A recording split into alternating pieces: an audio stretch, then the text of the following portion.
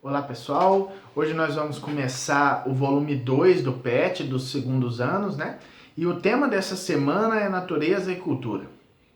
Um tema que particularmente eu gosto muito de falar, é um tema que eu tenho estudado já há algum tempo e eu vou tentar ser o mais breve possível, o mais próximo do texto possível, embora seja muito complicado, né? O texto é um pouco confuso, um pouco meio sem nexo, né?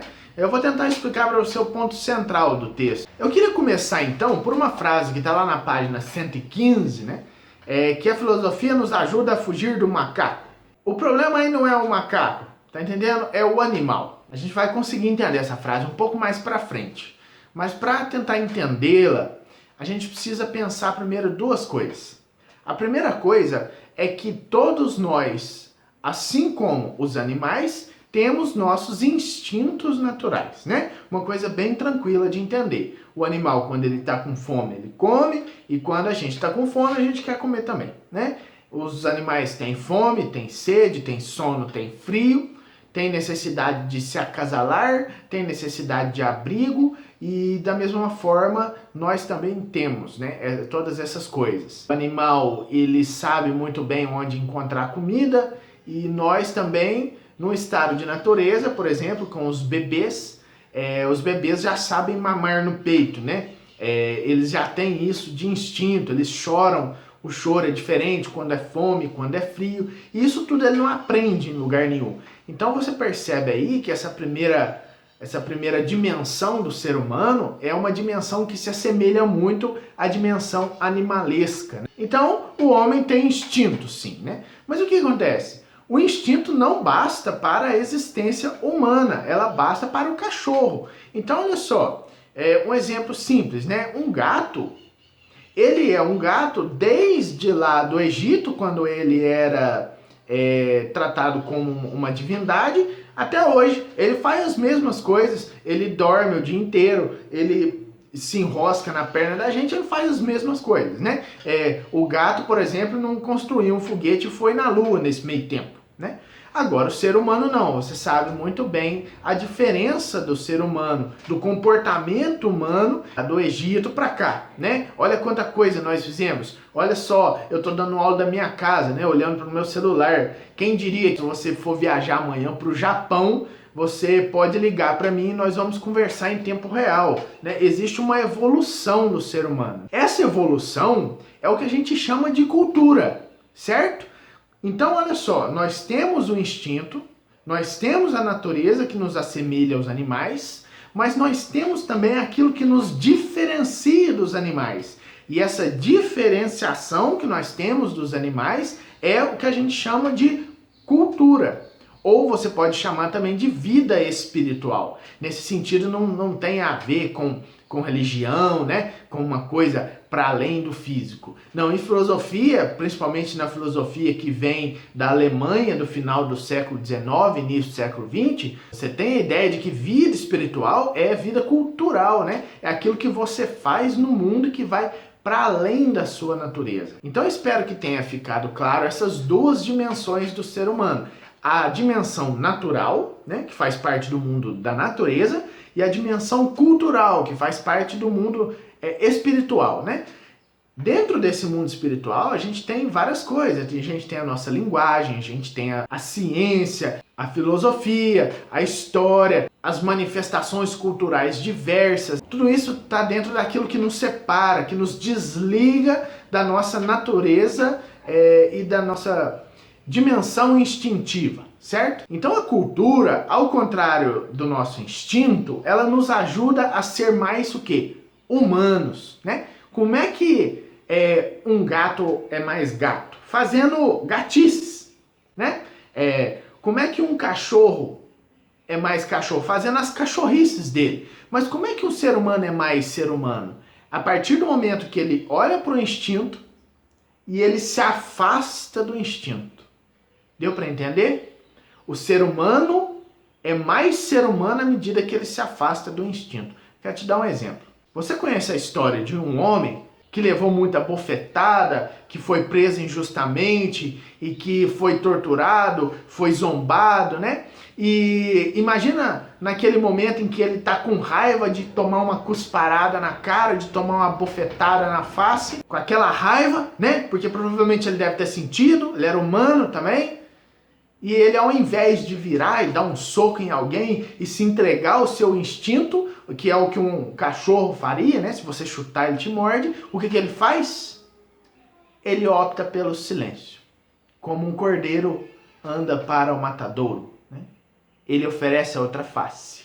Então, quando você não sucumbe a seus instintos, a sua natureza animalesca, você está se transformando em cada vez mais o ser humano que você deve ser, né? Não é à toa que Pôncio Pilatos diz, eis o homem, né?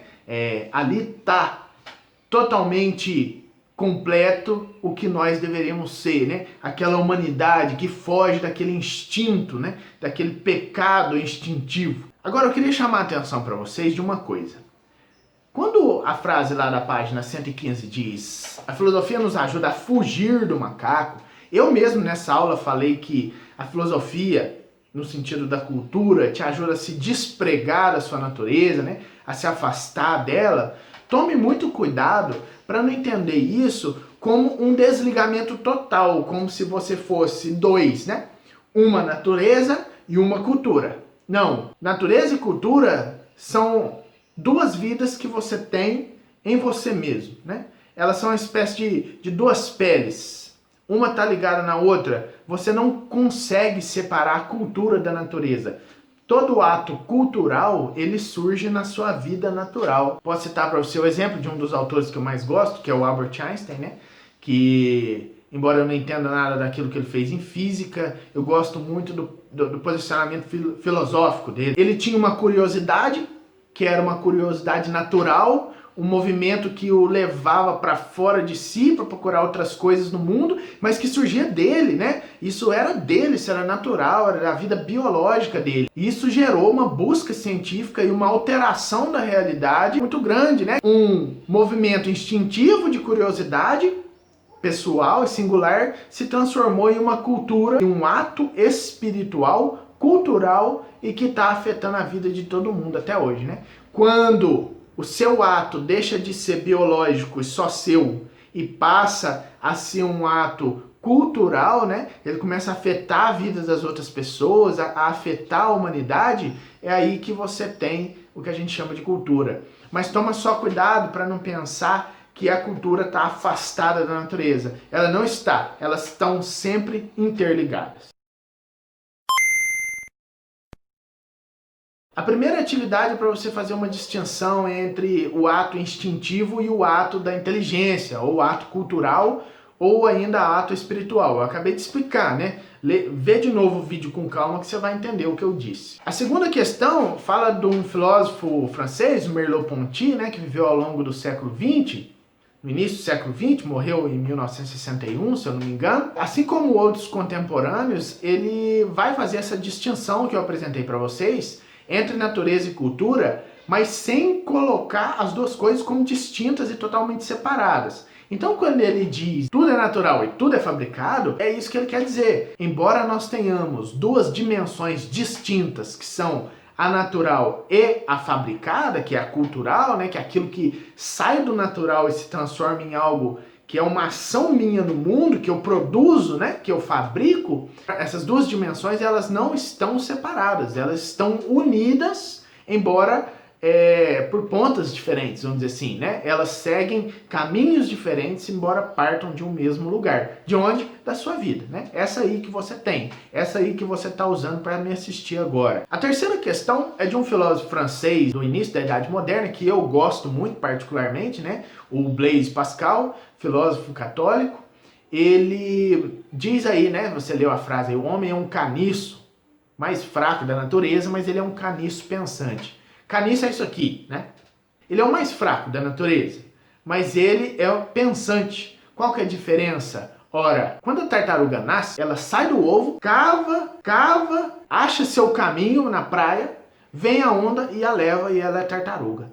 Tá vendo? A mãe tartaruga não fica ali cuidando dela, vendo o que ela vai fazer, se ela vai chorar, ensinando ela a comer. Não, ela já sabe o que fazer. O meu filho, se eu deixo ele em qualquer lugar em casa, e muito menos, né, no meio de uma floresta, sozinho, em 2 dias ele não existe mais. O meu filho, ele não tem toda a capacidade instintiva que os animais têm, mas ele tem inteligência. Então ele pode crescer um pouco e com a inteligência ele pode dominar todos os animais que instintivamente são melhores que ele. Essa é a profunda significação ou a significação filosófica daquele episódio do Gênesis, quando Deus manda o homem nominar os animais. Ele é o único que pode fazer isso, né? Isso mostra a supremacia ou a superioridade do homem para com o animal. A superioridade da vida inteligente, cultural, para a vida instintiva e natural. Então, olha só, o autor do Pet, ele é um tarado por podcasts. Não tem